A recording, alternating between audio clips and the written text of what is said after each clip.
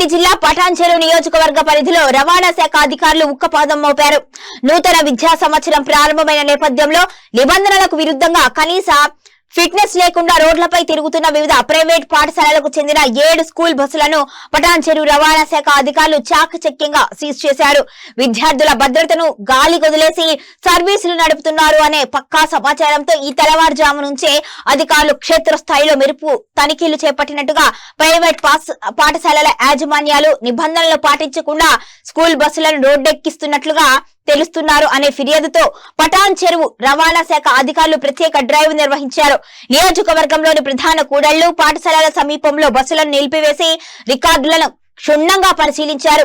Fitness certificate లేకపోవడం, pollution మరియు insurance గడువు ముగియడంతో డ్రైవింగ్ లైసెన్సులలో లోపాలు ఉన్నట్లుగా అధికారులు గుర్తించారు. ముఖ్యంగా విద్యార్థుల భద్రతకు అత్యంత కీలకమైన emergency exit Windows, first aid కిట్లు సక్రమంగా లేని 7 స్కూల్ బస్సులను అధికారులు అక్కడికక్కడే సీజ్ చేశారు. మోటార్ వెహికల్ యాక్ట్ కింద భారీ జరిమానాలు విధించారు.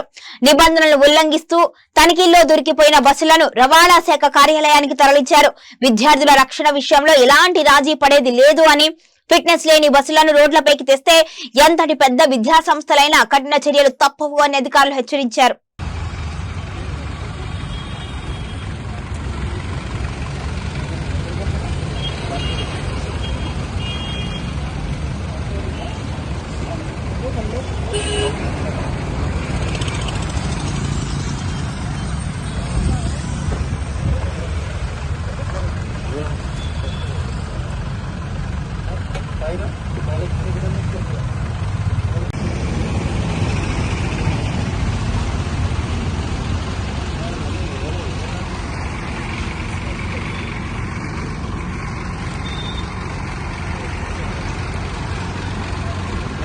ఒకటి ఇంకొకటి ముందు ఏదో కనిపిస్తుంటే ఒకటి మిర్రర్ పెట్టుకోవాలి.